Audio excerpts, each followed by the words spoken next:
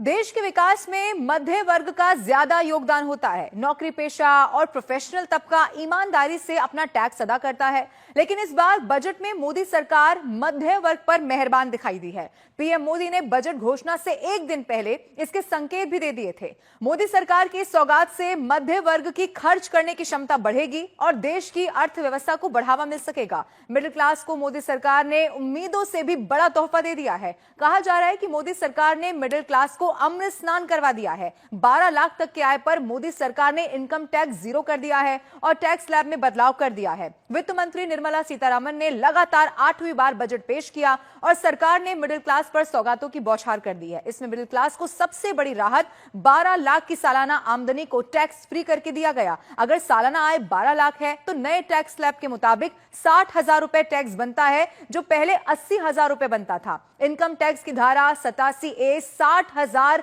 रुपए की छूट मिलने से आपको कोई टैक्स नहीं देना होगा। अगर आप नौकरी पेशा हैं तो आपको 12,75,000 की आय पर 75,000 रुपए का स्टैंडर्ड डिडक्शन भी यहां पर मिलेगा। नया इनकम टैक्स बिल अगले हफ्ते संसद में लाया जाएगा। मोदी सरकार ने अपडेटेड रिटर्न फाइल करने की समय सीमा 2 साल से बढ़ाकर अब 4 साल कर दी है, जिससे टैक्स पेयर्स को अपनी फाइल सुधारने के लिए ज्यादा वक्त मिल गया है।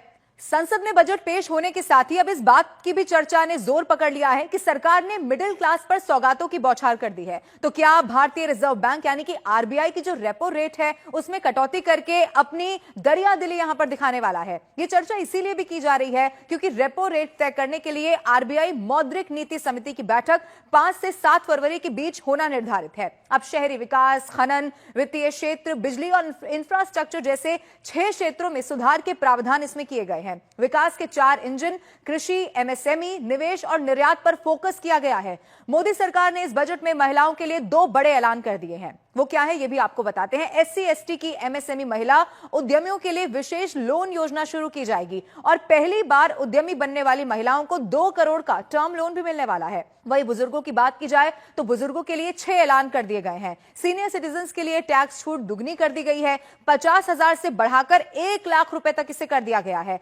36 जीवन रक्षक दवाएं पूरी तरह से टैक्स फ्री होने वाली हैं। देश में 200 डे केयर कैंसर सेंटर बनेंगे। मेडिकल उपकरण और कैंसर की दवाएं सस्ती हो जाएंगी। 6 जीवन रक्षक दवाओं पर कस्टम ड्यूटी 5% घटा दी गई है। 13 मरीज सहायता कार्यक्रम बेसिक कस्टम ड्यूटी से बाहर कर दिया गया है। इसे हर किसी के लिए सरकार ने ऐलान कर दिया है। अब एआई तकनीक पर भी सरकार खर्च करने वाली है। स्टार्टअप के लिए 10,000 करोड़ रुपए का फंड बनेगा। 500 करोड़ रुपए से 3 एआई यानी कि आर्टिफिशियल इंटेलिजेंस एक्सीलेंस सेंटर बनेंगे। इसके अलावा मेडिकल एजुकेशन में अगले 5 साल में 75,000 सीटें भी बढ़ने वाली हैं। देश में 23 आईआईटी में 6500 सीटें बढ़ाई जाएंगी। मेडिकल कॉलेजेस में 10,000 सीटें बढ़ेंगी। इसके अलावा पीएम रिसर्च फेलोशिप के तहत 10,000 नई फेलोशिप दी जाने वाली है। देश में ज्ञान भारत मिशन शुरू होगा। 1 करोड़ मैन्युस्क्रिप्ट का डिजिटलाइजेशन होगा। Make in India, make for world को इससे बढ़ावा देना की जो विजन है वो सरकार का है। इसके अलावा स्किल बढ़ाने के लिए 5 राष्ट्रीय स्तर के सेंटर भी बनाए जाएंगे। सभी सरकारी माध्यमिक विद्यालयों, प्राथमिक स्वास्थ्य केंद्रों को ब्रॉडबैंड कनेक्टिविटी भी मिलने वाली है। मोदी सरकार ने बजट में किसानों के लिए 11 बड़े ऐलान कर दिए हैं। किसान क्रेडिट कार्ड, केसीसी की लिमिट 3 लाख से बढ़ाकर 5 लाख रुपए कर दी गई है। इसके अलावा देश में पीएम धन धान्य कृषि योजना शुरू होगी। 100 जिलों को इससे सीधा फायदा होने वाला है। इसके अलावा डेयरी और मछली पालन के लिए 5 लाख रुपए तक का लोन मिल सकेगा। आपको यह भी बता दें, समुद्री उत्पाद सस्ते होंगे। कस्टम ड्यूटी 30% से घटाकर 5% कर दी गई है। अंडमान निकोबार, गहरे समुद्र में मछली पकड़ने को बढ़ावा मिलेगा। बिहार के किसानों की मदद के लिए मखाना बोर्ड का गठन होगा। इसके अलावा मिथिलांचल में पश्चिमी कोसी नहर परियोजना शुरू होगी। 50,000 हेक्टेयर क्षेत्र के किसानों को इससे सीधा फायदा होगा। दालों में आत्मनिर्भरता हासिल करने के लिए 6 साल का मिशन शुरू होगा।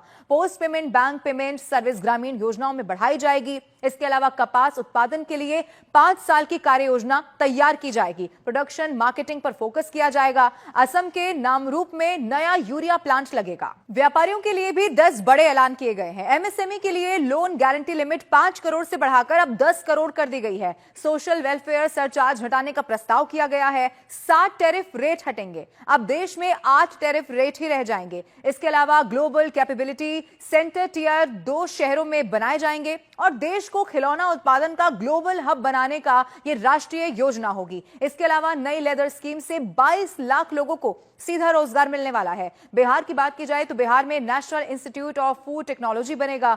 सूक्ष्म उद्यमों के लिए 5 लाख रुपए की लिमिट वाले कस्टमाइज क्रेडिट कार्ड जारी किए जाएंगे।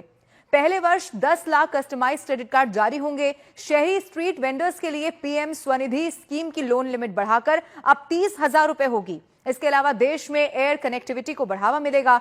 देश में 88 नए एयरपोर्ट जोड़े जाएंगे। उड़ान योजना के तहत देश के 120 नए शहरों तक एयर कनेक्टिविटी जोड़ी जाएगी। आपको यह भी बता दें, 1,000 करोड़ लोगों तक हवाई यातायात इन्हें करने का मौका मिल सकेगा।